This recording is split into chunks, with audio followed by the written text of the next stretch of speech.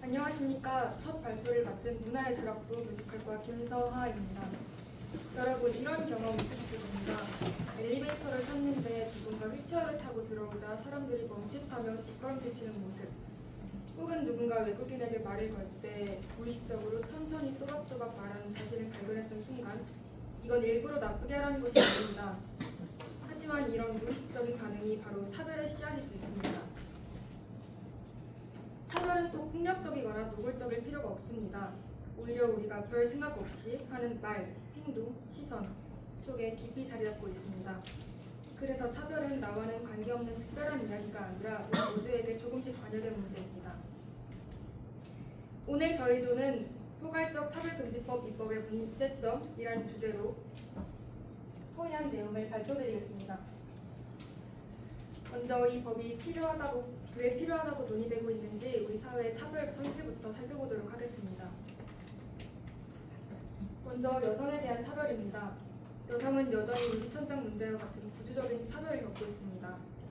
동일한 노동에도 임금이 낮고 경력 단절, 육아휴직 불이익도 여전히 존재합니다. 장애인 역시 대중교통 접근, 고용, 교육 기회 면에서 불평등을 겪고 있습니다. 휠체어 접근이 어려운 건물, 점자 정보 부족, 장애인용 편의시설 미비 등 일상적인 차별이 여전합니다. 또한 성소수자에 대한 혐오 표현이나 부용차별, 그리고 다문화 가정 자녀에 대한 학교 내 괴롭힘 사례를 존재합니다.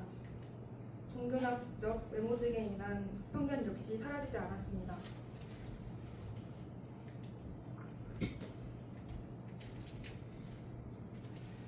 이처럼 우리 사회에 다양한 차별이 존재한다는 사실 자체는 분명합니다.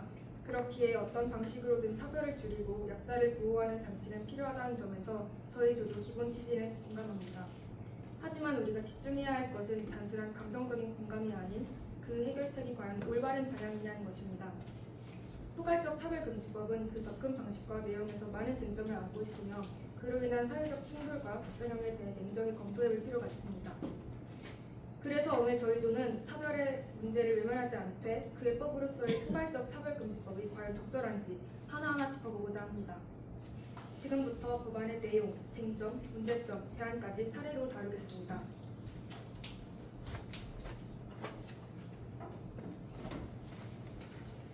안녕하십니까. 포괄적 차별금지법의 핵심 조항과 용어에 대해 발표하게 된 연기예술 전공 진영주입니다.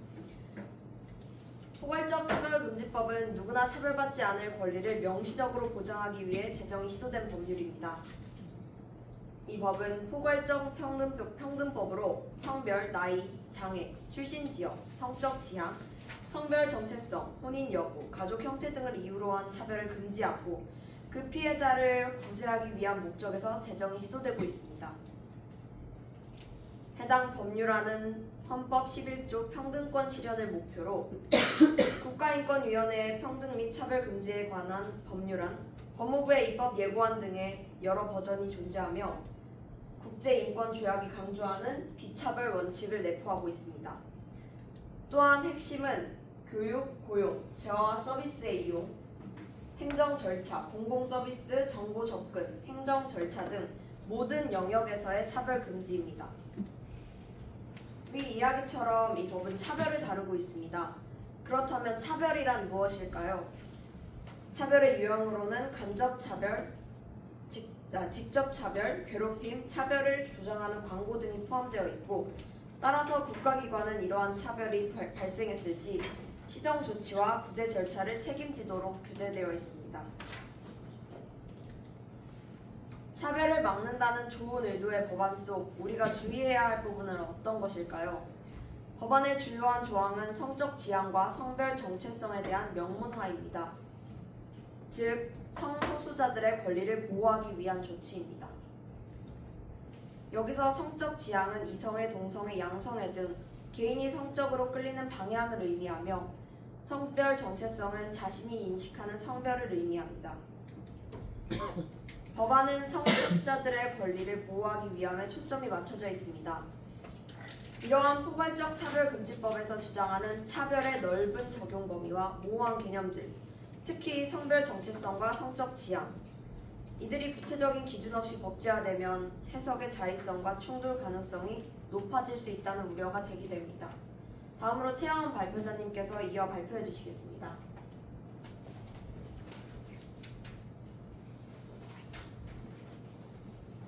안녕하세요. 법안의 필요성에 대해 발표할 최하은입니다. 먼저 포괄적 차별금지법 제동 필요성에 대한 찬성 측 입장을 발표하겠습니다. 필요성을 살펴보기에 앞서 이 법안이 보호하고자 하는 대상이 누구인지 알아야 합니다.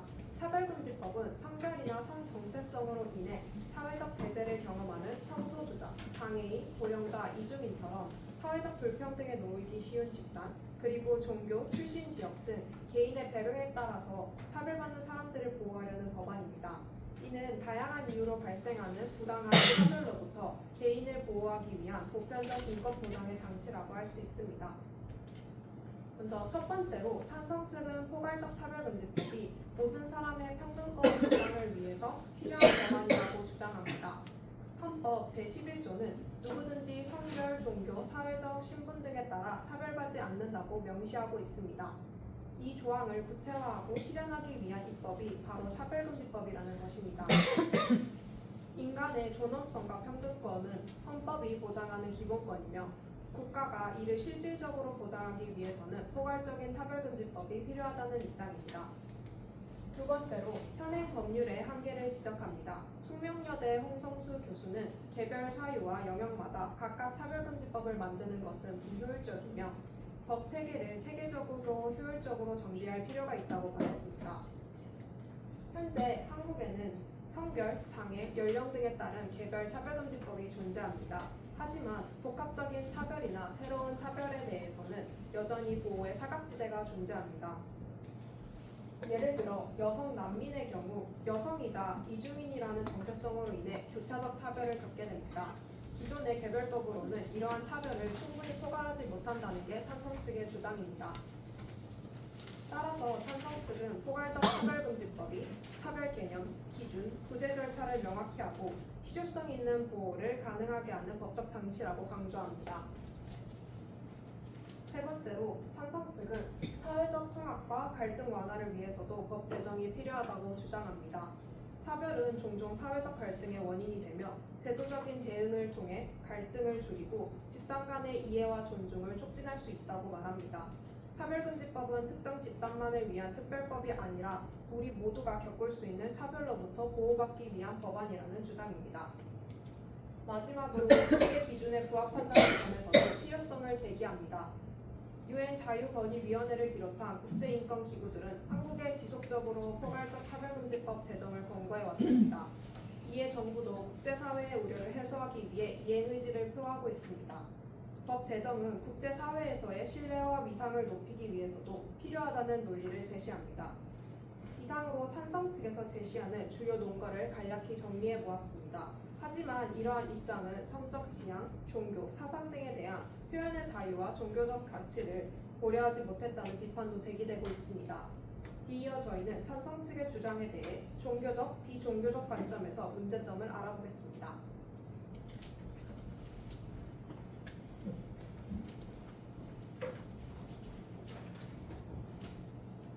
네, 안녕하십니까. 포괄적 차별금지법의 문제점을 발표할 상담학과 김용원입니다. 네, 방금 전 찬성 측의 입장을 들어봤는데요. 제법 그럴듯해 보일지 모르겠습니다. 하지만 이번에는 사례를 중심적으로 해서 문제점에 대해 발표하겠습니다. 네, 포괄적 차별금지법의 문제점으로 가장 먼저 제기되는 것은 양심과 표현의 자유가 억압된다입니다. 기존에는 건전한 비판으로 여겨지던 것들이 차별로 정의되게 됩니다. 이에 따라 양심과 표현의 자유가 억압될 우려가 존재합니다. 네, 기존의 건전한 비판으로 여겨지던 대표적인 세 가지가 있습니다. 다음 보이는 것처럼 성적 지향, 종교, 사상이 있습니다. 네, 첫 번째로 이야기해 볼 것은 성적 지향에 대해 이야기해 보겠습니다. 성적 지향에 대해 이야기해 보겠습니다. 네, 사례를 중심적으로 이야기해 보려고 하는데요. 만약 매일 아침마다 성별을 고를 수 있는 법률이 통과된다고 하시면 여러분들은 동의하십니까? 네, 저는 동의하기 어려울 것 같습니다. 또한 만약 자녀가 학교에 다녀와서 아빠, 학교에서 선생님이 31가지 성별 중에 하나를 고르래. 그러니까 나 오늘부터 여자 할 거야. 딸이라고 불러줘 라고 한다면 어떠실 것 같습니까? 저는 받아들이기 어려울 것 같습니다. 네, 더 나아가서 신체적 성별이 남성이더라도 본인이 여성이라고 주장 혹은 생각만 한다고 하면 여탕을 이용하더라도 제지하지 못할 것입니다. 또한 공중 화장실에서 수염난 남성이 나오는데 자신의 어린 딸 보고 저기 화장실을 이용하라고 이야기할 수 있으시겠습니까? 네, 현재에도 지금 학생 인권조례에 성적 지향에 대한 차별 금지 조항이 있는데요. 이 조항이 보여주는 문제점에 대해 영상 시청하시겠습니다. 저는 성적 취향이 동성애 성행위 그러면 아까 주장관님께서 어떻게 말하는지 통계를 얘기했지 학생인권조례라고 말하셨습니다. 이렇게 확대 그리고 제시가 한다 이거예요. 확대 해석이 아니죠. 지금 육진경 선생님이 고발당한 이유가 학생인권조례 위반이라고 고발을 당했는데 그 이유가 육진경 선생님이 동성애 성행위가 H의 주된 전파 경로라는 그래프를 제시했을 뿐인데 그게 학생인권조례 위반이라며 성적 취향에 따른 차별금지 조항을 위반했다고 육진경 선생님이 교육청에 고발했던 실제 사건을 예로 든 거지. 제가 언제 학생인권조례 때문에 에이즈가 늘었다고 얘기했습니까? 그리고 성적 취향에 따른 차별금지 조항의 위험성에 대해서 말씀드렸습니다. 그러면 동성애와 에이즈와 학생인권자를 어떤 법이 연결돼 그걸 한번 설명해 주세요. 지금 이와 같은 사건이 계속 터지고 있습니다. 성교육 강사들이 뭐라고 얘기하냐면요. 아니 저한테 질문했으니까 제가 지금 답변하겠습니다. 지금 우리나라에서 교육 시간에 멀쩡하게 이렇게 교육부 통계가 나와 있고 보건복지부 통계가 나와 있는데도 공정간 성행위와 에이즈의 관련성, 매독의 관련성에 대해서 언급하잖아요. 아이들이 고발합니다. 고발 사연은 이겁니다. 학생인권조례 위반. 그러면 이것은 분명히 과잉 해석이 되고 과잉 적용된 것이므로 이에 대해서 깊은 고찰이 있어야 될 것입니다.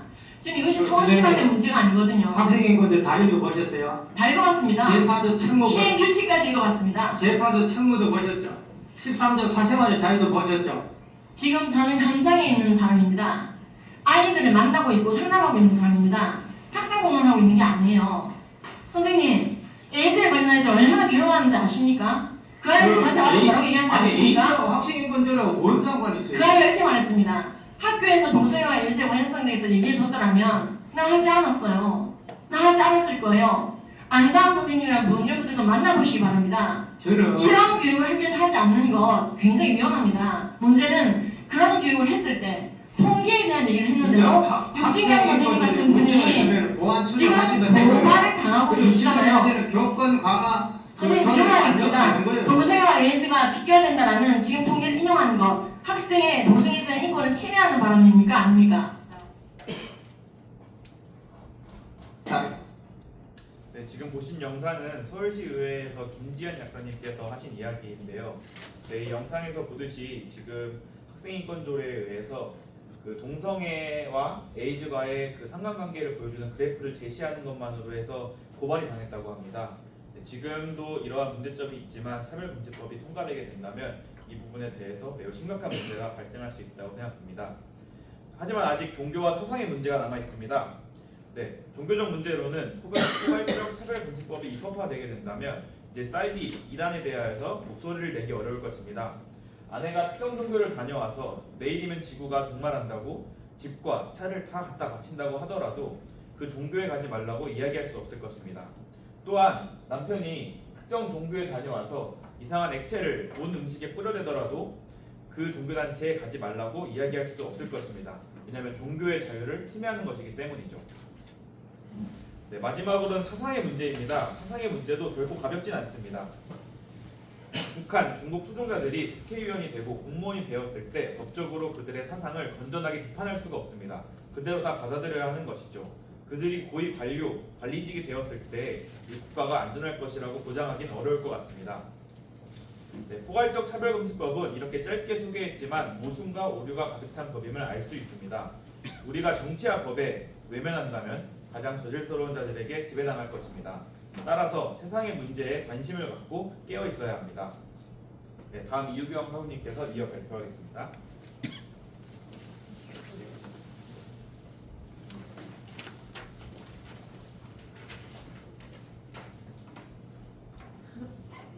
이번에는 기독교적 공통으로 바라보는 포괄적 차별금지법입니다. 마이크를 좀 사용해 주실래요? 마스크까지 끼고.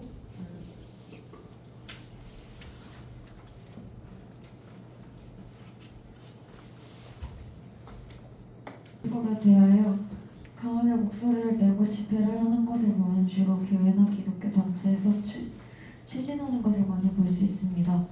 기독교적 관점으로는 왜 포괄적 차별금지법을 반대하는지 알아보겠습니다. 화면에다 대고 쏘지 말고 여기다 대고 쏴. 여기다. 첫 번째로는 성적 지향에 대한 문제입니다. 포괄적 차별금지법이 입법화되게 된다면 앞서 발표했듯이 자신의 성별을 자신이 고를 수 있는 선택권이 주어집니다. 하지만 인간은 하나님께서 남성과 여성으로만 창조하셨고 그 외의 성은 없습니다. 인간의 성별 선택권을 인정한다는 것은 하나님의 창조의 질서를 어기는 것입니다. 기독교인으로서 다음 세대에게 창조의 질서에 어긋난 교육을 제공할 수 없습니다.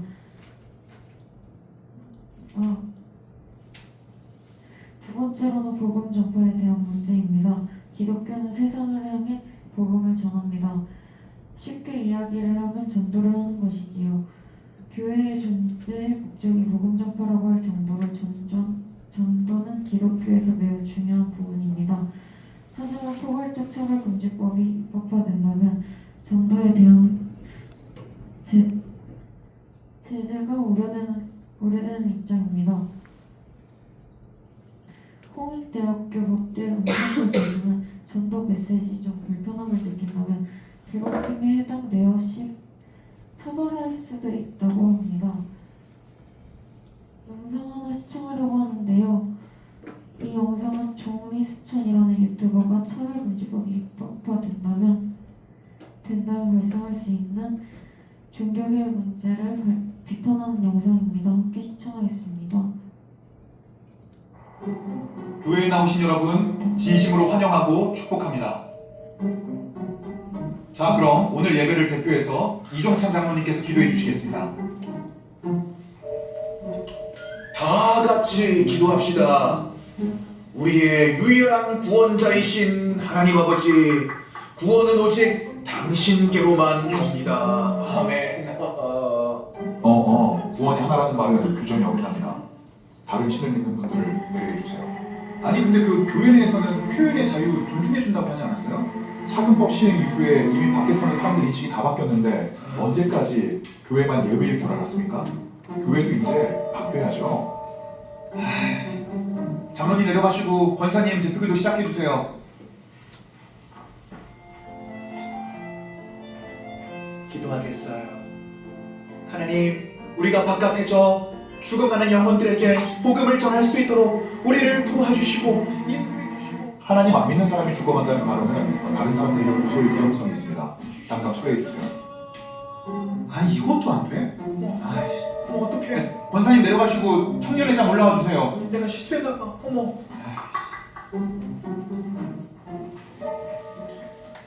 다 같이 기도하겠습니다. 우리를 지켜주시고 인도해 주시는 당신을 따라가기를 원합니다. 특별히 이곳에는 정말 어렵고 힘이 없고 당신의 위로가 필요한 사람들이 많이 있습니다. 우리에게 위로를 주시고 더 큰 용기와 힘을 주셔서 예수님의 이름으로 기도드립니다. 아멘. 차근법 시행 전 2020년에도 각 대학교 챕터에서 예수님의 이름으로는 빼보기도 했습니다. 지금 저런 표현 불가합니다. 빼주세요. 이걸 또 못 넘겼네. 청년회장 내려가 주시고요.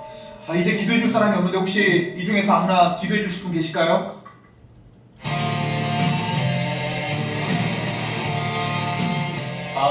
저는 오늘 교회 처음 와서 잘 몰라요. 하지만 함께 Let's pray. 하나님과 타종교회 모든 신들 높임 받으시고 우리에게 축복 내려 주옵소서. 하나님과 모든 신들의 이름으로 기도했습니다. 아멘, 아우먼, 아보이, 아돌.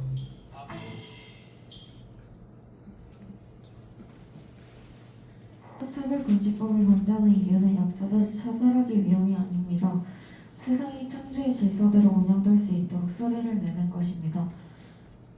세상이 혼란스러워지라고 집회하고 시위하는 것이 아닌 세상이 안정되기를 간절히 바라며 세상 바람을 밖으로 나오는 것입니다. 동성애를 생각해 보십시오. 동성애 간의 성관계가 에이즈를 유발한다고 학교에서 교육한다는 것이 불법이 되는 것을 세상을 사랑하는 관점에서 어떻게 지켜만 보겠습니까? 또한 자신이 가는 길의 끝을 알지 못한 채 멸망의 길로 걸어가는 나그네가 있다면 사람을 사랑하는 관점에서 어떻게 지켜만 보겠습니까? 기독교는 세상을 사랑하고 사람을 사랑하기에 목소리를 내는 것입니다. 다음은 외국 사례와 교훈에 대하여 최시영 학원님께서 말씀해 주시겠습니다. 안녕하십니까. 다음으로 외국 사례와 교훈 파트 발표를 맡은 연기전공 최시호라고 합니다. 시작하겠습니다. 저희가 알아볼 것은 해외 입법 후 발생한 부작용과 사회적 혼란에 대해서 알아보도록 하겠습니다. 먼저 포괄적 차별금지법이 입법화된 국가를 소개해드리도록 하겠습니다. 대표적으로 8국가를 준비해봤는데요. 캐나다, 영국, 독일, 스웨덴, 프랑스, 네덜란드, 남아프리카 공화국, 뉴질랜드와 같은 국가들이 포괄적 차별금지법을 입법한 대표적인 국가들입니다. 이러한 국가들은 법을 입법한 뒤 무슨 부작용과 어려움을 겪고 있을까요? 종교 표현에 대한 자유를 억압당하고 성별을 본인이 스스로 결정할 수 있다는 문제에서 시작되는 혼란, 그리고 스포츠 안에서의 젠더 문제가 있습니다. 먼저 캐나다의 사례를 확인해 보겠습니다. 2016년 온타리오주 공립학교에서 엄마와 아빠라는 단어를 삭제한 사례가 있었고, 합법적인 부모를 4명까지 허용하는 법안이 학부모들 모르게 입법화된 적이 있었습니다. 토론토 지역에서 데이비드 린 목사가 거리에서 동성애 반대 설교 중 동성애자들에게 폭행을 당한 후 경찰에 체포된 사례가 있었고요. 캐나다 크리스천 사립학교 동성애 반대 성경 구절을 언급을 금지하는 강요가 있었던 사례도 있었습니다. 그리고 온타리오주에서는 자녀가 성전환을 원할 때 부모가 반대를 하면 양육권을 박탈당할 수도 있습니다. 다음은 영국의 사례입니다. 영국 토니 비아노 목사가 동성애 반대 설교 중 한 동성애자 가족 신고에 경찰 체포된 사례가 있었고, 영국 스코틀랜드의 한 학교는 성별은 남녀 두 가지라고 주장한 학생이 수업 도중 쫓겨나 폐학 처리를 당한 사례도 있었습니다. 다음으로는 미국의 사례입니다. 미국에서는 7살 아들의 성전환 수술을 반대한 한 아버지가 양육권을 박탈당해 긴 법정 싸움을 했던 사례가 있었고, 미국 보스턴의 한 비뇨기과 의사는 동성애 위험성에 대한 글을 병원 홈페이지에 게시했다가 해고되었습니다. 미국 스포츠 해설자인 크레이그 제임스도 동성애원 반대 발언 후 스포츠 해설자 자리에서 해고당했습니다. 그리고 한 여성의 사례가 있는데, 직장 내에서 상사와 성적 지향성이 다르다는 이유로 차별과 왕따를 당하다가 직장에서 해고되어 역차별로 고소를 해 기나긴 법정 싸움을 했던 사례도 있었습니다. 마지막으로 스웨덴의 사례입니다. 스웨덴에서는 동성애는 죄라고 발언했던 아케그린 목사가 1, 2심에서 징역 1개월을 선고받았던 적이 있었습니다. 제가 발표한 사례 말고도 수많은 국가에서 벌어진 수많은 사례가 있었지만 대표적인 사례만 소개를 해보았습니다. 다음으로 김동영 학우님께서 마무리해 주시겠습니다.